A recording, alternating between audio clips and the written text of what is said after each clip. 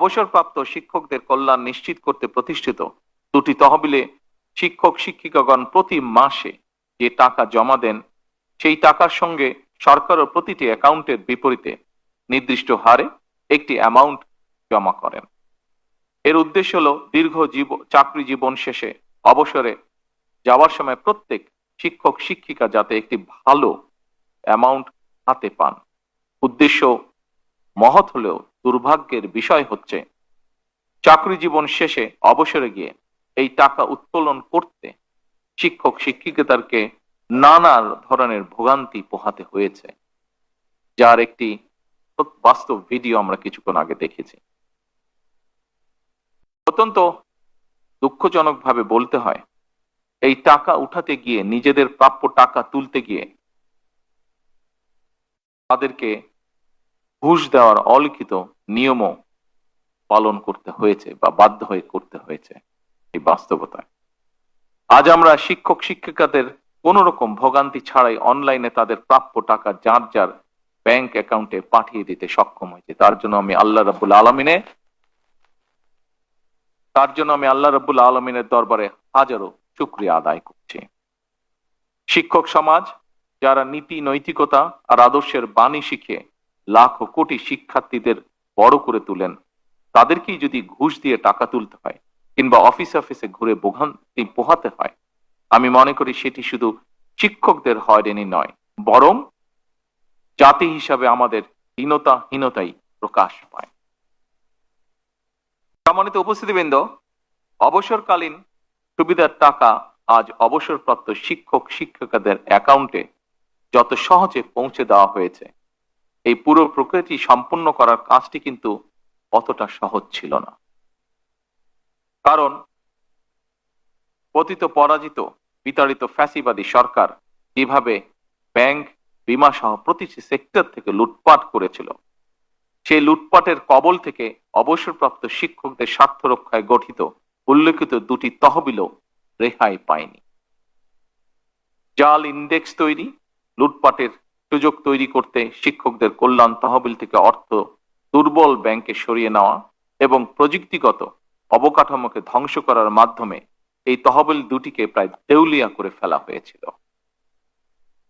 ফলে যে শিক্ষকগণ সারা জীবন শিক্ষার আলো ছড়াতে নিজেদের জীবনের সোনালী সময় পার করে দিয়েছেন, জীবনের এই প্রান্তে এসে তাদের চরম আর্থিক অনিশ্চয়তার মুখোমুখি হতে হয়েছে। ফ্যাসিবাদী চক্রের লুটপাটের কারণে অবসরপ্রাপ্ত শিক্ষক শিক্ষিকাগণ 2022 সাল থেকে এই তহবিল হতে কোনো টাকাই পাচ্ছিলেন না। বর্তমান সরকার রাষ্ট্র পরিচালনার দায়িত্বে আসার পর অবসরপ্রাপ্ত শিক্ষক শিক্ষিকাদেরকে অবসরকালীন সুবিধার টাকা দেওয়ার সিদ্ধান্ত গ্রহণ করে, কিন্তু দেখা যায় এই ফান্ডে পর্যাপ্ত অর্থের সংস্থান নেই। ফলে অবসরপ্রাপ্ত 70,000-এরও বেশি শিক্ষক শিক্ষিকাদের দুরবস্থার কথা চিন্তা করে সরকারকে বিশেষ ব্যবস্থাপনায় আজ অবসরপ্রাপ্ত শিক্ষকদের টাকা পরিশোধ করতে হয়েছে। আমি আজ এই অনুষ্ঠানে একটি কথা তুলে ধরতে চাই। যতদিন আপনাদের নির্বাচিত বর্তমান সরকার রাষ্ট্র পরিচালনার দায়িত্বে থাকবে, ইনশাল্লাহ আমাদের সর্বোচ্চ প্রচেষ্টা থাকবে অবসরকালীন সুবিধার টাকা পেতে আপনাদেরকে আর অফিসে ঘুরতে হবে না।